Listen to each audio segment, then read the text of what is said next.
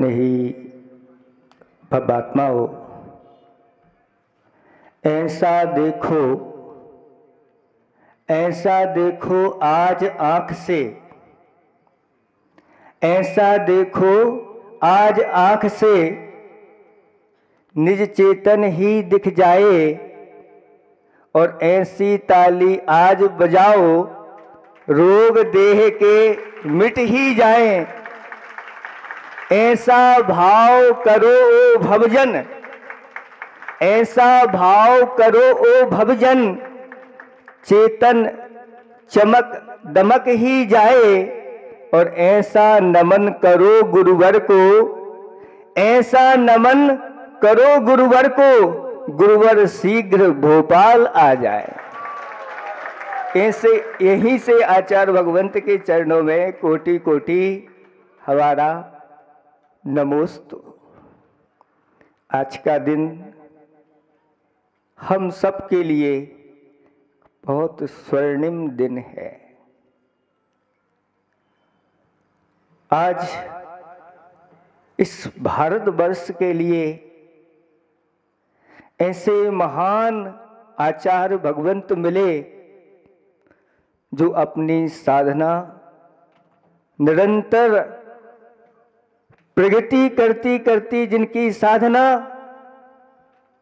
जो स्वयं साधनामय हो गए हैं, ऐसे उन महान गुरु का आज 50वां स्वर्णिम आचार्य पदारोहण महोत्सव हम सब मिलकर के मना रहे हैं। हम लोगों का कितना बड़ा सौभाग्य है, अहोभाग्य है। ऋमोकार मंत्र में 5 पद होते हैं। 2 पद ऊपर रहते हैं, 2 पद नीचे रहते हैं, और मध्य में आचार्य भगवंत बैठे रहते हैं। ऊपर वालों को भी आचार्य भगवंत बताते रहते हैं ऊपर वालों का स्वरूप क्या है। आचार्य भगवंत ऐसे ही 24 समोषण लगे हुए थे भोपाल में, और जब आचार्य भगवंत आकर के बैठे, जब उनकी दिव्य देशना हुई, उन्होंने एक हाई को लिखा। हाई को बोला,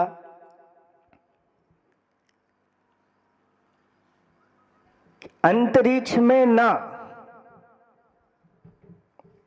अंतरिक्ष में ना, अंतर जगत में, अंतरिक्ष में ना, अंतर जगत में मुझसे मिलो। सभी लोग जब भगवान की बात आती है, चाहे डॉक्टर हो, चाहे कोई वैद्य हो, चाहे जोशी आदि हो, जब वो सफल नहीं होते तो कहते हैं अब तो ऊपर वाला जाने, अब तो वही है बचा सकता है। आचार्य भगवंत कहते हैं कि हम ऊपर तो देखते हैं, लेकिन अपने अंतर जगत में भी थोड़ा सा देख लो। चाहे जो अंतरिक्ष में हैं, हम उनको अपने अंतर जगत में बिठा सकते हैं। और ऐसे लोग भी होते हैं जो देव शास्त्र गुरु को अपने हृदय में बिठा लेते हैं और बड़ी बड़ी आपत्तियां दूर कर देते हैं। और यहां तक भगवान की भक्ति करते हुए कहा कि भगवान, जो आपको अपने हृदय में बिठा लेता है, उस भक्त को आप संसार से पार करा देते हैं। आपको ऐसे अनेक प्रसंग सुनने मिले होंगे जिसमें शिष्य ने गुरु को मनाने का प्रयास किया। इसलिए प्रयास किया कि जिससे हमें गुरु का पद मिल जाए, और गुरु का पद मिल जाने से हमारी दुनिया में ख्याति फैल जाए। पर आज का प्रसंग कुछ अलग ही है। इस प्रसंग में गुरु को स्वयं शिष्य को मनाने के लिए अनेक बार प्रयास करने पड़े। ये तो सहज है कि गुरु चाहता है, एक शिष्य के अनेक, एक गुरु के अनेक शिष्य होते हैं, सब चाहते हैं कि हमें उनका पद मिले। पर आज के प्रसंग में तो स्वयं पूज्य आचार्य ज्ञान सागर महाराज को, मुनि विद्यासागर महाराज को मनाने के लिए अनेक प्रयास और आयाम करने पड़े, पर वह सफल नहीं हो सकी। ऐसे अध्यात्मनिष्ठ गुरुदेव ज्ञान सागर महाराज हैं, जो अपार ज्ञान के धनी थे, जिनकी कठोर चर्या थी और जो आगम के अनुसार ही अपनी चर्या का पालन करते थे। तो ऐसे ही पूज्य ज्ञान सागर जो आचार्य पद को त्याग करना चाहते थे, जो अध्यात्मनिष्ठ थे, वैसे ही उनका शिष्य था जो पद के प्रति निर्लिप्त था। कोई उसको प्राप्त करने की भावना नहीं थी। इस तरह गुरु ज्ञान सागर महाराज को कितने प्रयास करने पड़े, उन सारे प्रयासों को तो यहाँ नहीं रखा जा सकता, पर एक प्रयास को हम आपके सामने रख रहे हैं कि ज्ञान सागर महाराज कैसे सफल हो सके।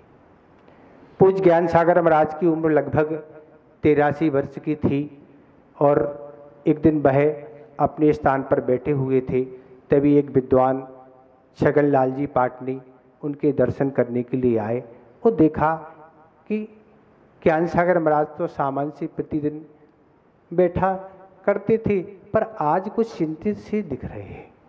तब उन्होंने आके नमोस्तु किया और ज्ञान सागर महाराज से कहा, महाराज आज कुछ आप चिंतित हैं। तब ज्ञान सागर जी ने कहा, हाँ आज कुछ चिंतित है। इसका कारण क्या है? इसका कारण यही है कि विद्यासागर चाहता क्या है। मैंने अनेक बार प्रयास किए हैं कि ये आचार्य पद ले ले और मुझे निर्गल बना के और हमारी अच्छी से समाधि कराए, पर वो मानने के लिए तैयार नहीं है। मैं कितना प्रयास कर रहा हूँ, पर वो हमेशा यही कहता है, नहीं हमारे अंदर योग्यता नहीं है, हम इस पद को नहीं संभाल पाएंगे। महाराज हमारी अभी उम्र बहुत छोटी है, अभी आप हमें और ज्ञान प्राप्त कराएं, अनुभव दें, साधना के कुछ सूत्र दें, अभी नहीं हो सकेगा, ऐसा वह कहता है। तब पाटनी जी कहने लगे, मैंने भी अनेक बार अनेक प्रयास किए, पर हमेशा वो मना ही करते हैं, वो यही कहते हैं नहीं हमसे नहीं बन सका। तो ज्ञान हमेशा वह मौन ही रह जाती हैं। जब भी पाटनी जी कहते, हम कहते भाई मौन रह जाते, बोलते ही नहीं। तो ज्ञान सागर जी कहते, ऐसी अगर भाई मौन रहेगा तो अपनी योग्यता का मूल्यांकन कैसे कर पाएगा, भाई अपनी योग्यता का मूल्यांकन नहीं कर पाएगा। ऐसा जब कहा और मेरी समाधि ये बिगाड़ देगा, ये शब्द जैसे ही पंडित जी ने सुने, बहुत उन्हें चिंता हो गई कि ऐसा ना हो जाए कि ज्ञान सागर महाराज की समाधि बिगड़ जाए। और वह कुछ विद्वान सारे मिलके विद्यासागर महाराज के पास पहुँचे, उनको नमस्ते किया और आने का कारण कहा कि हम इस कार्य हेतु आज आपके चरण में आए हैं। उन्होंने अपनी बात सारे विद्वानों ने रखी कि अभी तक तो हम ज्ञान सागर महाराज के बाद दर्शन करने जाया करते थे, उनसे कुछ वार्तालाप होता था, पर इतना चिंतित तो हमने ज्ञान सागर महाराज को पहली बार देखा। ऐसी वार्तालाप करते आज पहली बार देखा। ऐसा उन्होंने विषय रखा कि भाई बहुत आचार्य पद के बारे में बहुत चिंतित हैं कि आचार्य पद ये लेगा नहीं तो हमारी समाधि बिगड़ जाएगी। तो बस उन्होंने फिर वही बात की कि समाधि की बात है तो हम उनकी पूरी तरह से सेवा करेंगे। हम पर कितनी आपत्ति विपत्ति आए, पर हम उनकी सेवा में कोई कमी नहीं रखेंगे। अब रही आचार्य पद की बात, तो वो तो हमसे नहीं हो पाएगा। सारे विद्वान चर्चा कर ही रहे थे, तब सारे विद्वानों ने यही बात कही कि इसमें क्या कठिनाई की बात है, इसमें कोई कठिनाई की बात है। आचार्य ज्ञान सागर महाराज ने तुम्हारे अंदर जब योग्यता देखी है आचार्य पति, तब वह तुमसे यह लेने की बात कर रही है, आप कह रहे। इसलिए हम लोगों का तो यही कहना आपसे निवेदन है कि ये कृतज्ञता चुकाने का सबसे अच्छा अवसर है। अपन पर उनकी कितनी कृतज्ञता है, उन्होंने अपन को दीक्षा दी है और स्वाध्याय कराया है और क्या है, साधना सिखाई है, तरह तरह के अनुभव दिए हैं, ये अवसर है। इसलिए कृतज्ञता चुकाने का यही अवसर है। इसलिए ये अच्छी से आप आचार्य पद ग्रहण करें, उनको निर्गल बनाएं और उनकी अच्छी से संलेखना कहें। हम लोगों का तो आपसे यही निवेदन है। और कोई भी शिष्य होता है वह क्या कुछ ना कुछ तो दक्षिणा देते ही है, ये दक्षिणा देने का अच्छा अवसर है। इसलिए गुरु दक्षिणा के रूप में है आप आचार्य पद को स्वीकार कर लें। आचार्य भगवान ने अपने 50 वर्ष पूर्ण किए हैं इस पद पे रहते हुए, बड़े गौरव की बात है। हम देखते हैं लोग अपना जन्मदिन बड़े अच्छे से मनाते हैं, अपने शादी की सालगिरह बहुत अच्छे से मनाते हैं, लेकिन आचार्य भगवान का जब विशेष दिन आता है तो उतना उत्साह नहीं रहता है। क्यों नहीं रहता है ये समझ में नहीं आता है। जितने लोग बैठे होंगे वो सब चाह रहे होंगे कि हम आचार्य जी को आहार दें और आचार्य जी के पास से चरण स्पर्श करें, यानी जो नहीं मिलता है उसके लिए तो प्रयास करते, जो मिलता है उसके लिए प्रयास नहीं करते। आचार्य श्री से कुंडलपुर में चर्चा हो रही थी, आचार्य श्री ने बहुत अच्छी बात कही थी कि पुरुष वर्ग को भोजन बनाना सीखना चाहिए। तो जितने पुरुष वर्ग हैं, जब कोई घर में समस्या आ जाती है उस समय अगर भोजन बनाएंगे तो महिलाओं को भी एक मदद मिलती है। आचार्य श्री के वचन हैं और आप लोग जो भी पूर्ण करेंगे आचार्य श्री के वचन को, उनको जरूर बहुत अच्छा आशीर्वाद प्राप्त होगा, क्योंकि आचार्य भगवान ने ही ऐसी बात कही थी।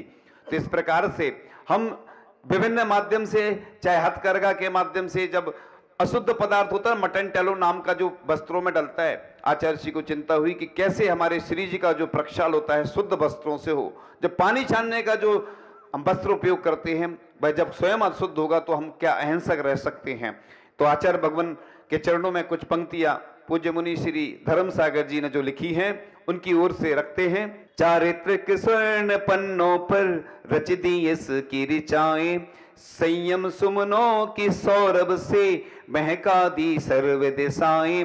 जब युवाओं को चला कर राहिने की पर, धर्म गुरु ने किया जगबंद उन्हें दे शिक्षा दीक्षाएं। धर्म गुरु ने किया जगबंद उन्हें दे शिक्षा दीक्षाएं। तो आचार्य भगवान ने जो कार्य अनूठे बेमिसाल अद्भुत काम किए हैं, आपने सुना कि आचार्य श्री के ऊपर 1500 लगभग पूजन लिखी जा चुकी हैं, यानी वर्ल्ड रिकॉर्ड है। आचार्य जी ने आज तक कोई रिकॉर्ड नहीं बनाया, लेकिन उनको जो काम होते हैं वो अपने आप वर्ल्ड रिकॉर्ड बनते चले जाते हैं। इसी प्रकार से जहां जहां अगवानी हुई तो गिनीज वर्ल्ड रिकॉर्ड में नाम अपने आप आता चला गया। आचार्य श्री ने कभी ऐसे कार्य नहीं किए कि इससे हमारा नाम हो। इसलिए आचार्य भगवान के चरणों में एक भजन, बहुत अच्छा भजन है। हे मेरे गुरुवर एक बात बताओ, कहाँ है भगवन हमें दिखाओ। मैंने तो उनको कहीं देखा नहीं, कहीं मेरे भगवन गुरुवर तुम ही तो नहीं। कहीं मेरे भगवन गुरुवर तुम ही तो नहीं। मैंने सुना है मन मन में भगवान विराजे रहते हैं, अंतः मन से झांको तो वह हमें दिखाई देते हैं। मेरे तो मन में गुरुवर तुम ही हो बसे, मेरे तो मन में गुरुवर तुम ही हो बसे।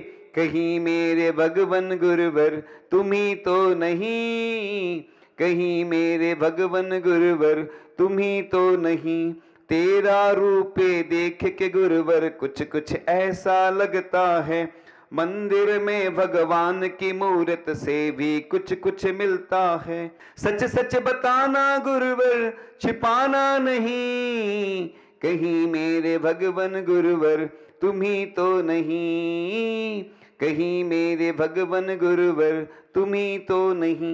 इस प्रकार से आचार्य भगवान के गुणगान करने के लिए कोई आज तक समर्थ नहीं हुआ है। जब भी उनके गुणगान करते हैं तो बस लगता है कि उनके चरणों में बस अपनी पंक्तियां बोलते ही जाएं। तो आसमान की बुलंदियों पर नाम हो आपका, चांद की धरती पर मुकाम हो आपका। हम तो रहते हैं छोटी सी दुनिया में, पर प्रभु करे सारा जहां हो आपका। ऐसे आचार्य भगवान जिनकी कीर्ति पूरी दुनिया में फैलती गई। और जब संयम स्वर्ण महोत्सव मनाया गया था तो कीर्ति स्तंभ बनाए गए थे, जिससे कि हमारी जो जैन संस्कृति है, जैन धर्म की पताका है, हमारे दिगंबरत्व के रूप में जैसे आचार्य भगवान ने फैलाई है, आज पूरे विश्व में चाहे जैन हो चाहे अजैन हो सब जानते हैं। आप कहीं भी किसी गांव में चले जाइए, आचार्य श्री का नाम सब जानते हैं। चाहे विदेशों में भी चले जाएं, चाहे आप प्रमुख लोगों से बात करें, तो बस आचार्य श्री के गुणगान करते हुए थकते नहीं हैं। तो जो संतों में श्रेष्ठ कहाते, जीवित ही लगते भगवान, जिनकी चर्या सबसे बढ़िया, अमृत गुणों की बोहें खान, महाश्रमण विद्यासागर जी, हर लेते सबके अगमद, अनगिन बंधन उनको करते, हम सब भी बनने निर्मद।